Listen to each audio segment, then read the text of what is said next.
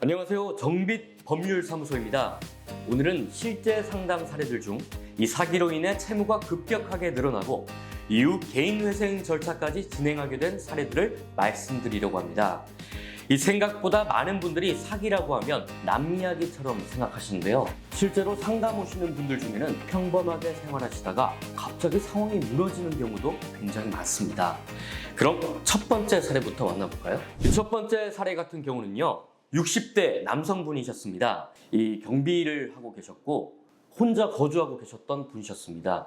월세로 생활하고 계셨고 실제 월 수입은 세금 공제 후 약 167만 원 정도였던 상황입니다.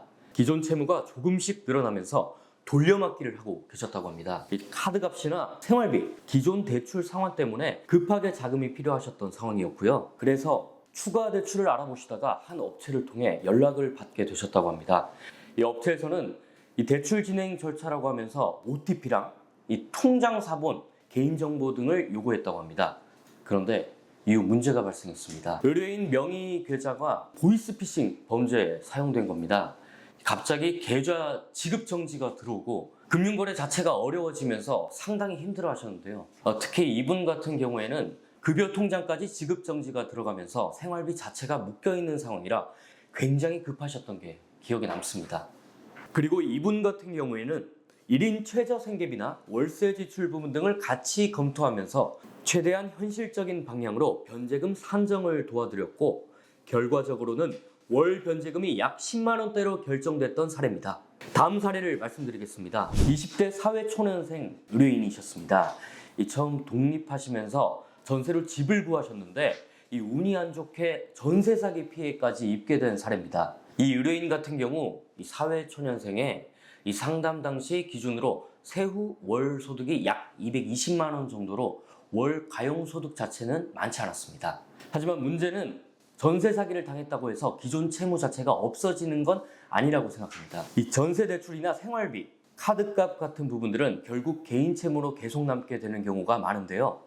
물론 안심전세 대출이나 보증보험에 가입되어 있는 경우도 있지만 실제로는 보증금 반환 절차가 끝날 때까지 대출이자나 생활비 부담을 계속 떠안게 되는 경우들도 많습니다. 그래서 결국 개인회생 상담까지 진행하게 됐던 사례입니다. 특히 의뢰인 같은 경우에는 전세 사기 피해 이후 불안감도 굉장히 크셨고 많이 놀라신 상태로 상담을 오셨는데요.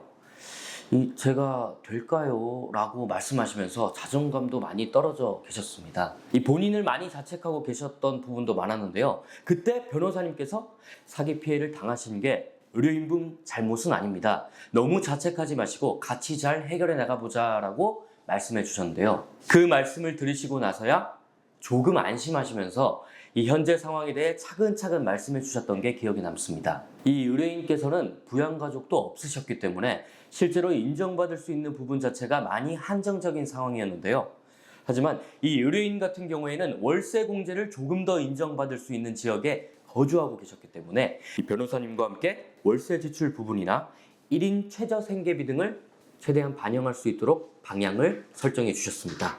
이후 필요한 서류나 절차 부분들도 계속 안내드리면서 이 개인회생 절차를 진행해 드렸습니다. 결과적으로는 월 변제금도 약 40만 원대로 결정돼서 웃으면서 돌아가셨던 기억이 납니다. 마지막 사례 같은 경우에는 현재 저희 사무소에서 진행 중인 사건입니다. 의뢰인은 이 아이를 혼자 키우고 계신 어머님이셨고 남편 없이 홀로 생계를 책임지고 계셨던 상황입니다. 실제 월 소득도 300만 원이 채 되지 않는 상황에서 이 생활비와 양육비를 감당하며 생활하고 계셨다고 합니다. 이미 약 5년 전에 개인회생 면책까지 받으셨던 이력이 있으셨고 카카오톡 리딩방을 통해 주식이나 코인 리딩을 받다가 사기를 당하신 사례입니다. 더 큰 수익이 가능하다는 이야기를 듣고 결국 무리해서 대출까지 받게 되셨다고 하는데요. 생활자금 대출, 카드론, 추가 신용대출까지 이어졌고요. 결국 이자 포함해서 1억 원이 넘는 채무를 떠안게 되셨습니다. 현재 이 의뢰인 같은 경우에도 변호사님과 사무소 직원분들이 같이 내용을 검토하면서 최대한 현실적인 방향으로 절차를 진행 도와드리고 있는 상황입니다. 현재는 월 변제금 역시 최대한 부담이 과하지 않은 방향으로 산정될 수 있도록 절차를 진행 중인 상황입니다. 물론 변제금 산정 기준 자체는 모든 사람이 동일한 건 아닙니다. 이 소득이나 부양가족, 재산 상황, 채무 발생 경위 같은 부분들에 따라 달라질 수 있는 부분은 있습니다. 그래서 같은 채무 금액이라고 하더라도 상황에 따라 결과는 충분히 달라질 수 있습니다. 실제로 상담 오시는 분들 중에서는 이미 너무 오래 혼자 버티다가 오시는 경우도 굉장히 많습니다. 이 혼자 고민만 하기보다는 현재 상황을 정확하게 확인해 보시는 게 가장 중요합니다. 저희 사무소 직원분들이 함께 방향을 검토해 드리겠습니다. 이 다음 영상에선 더 다양한 사례 가지고 오도록 하겠습니다.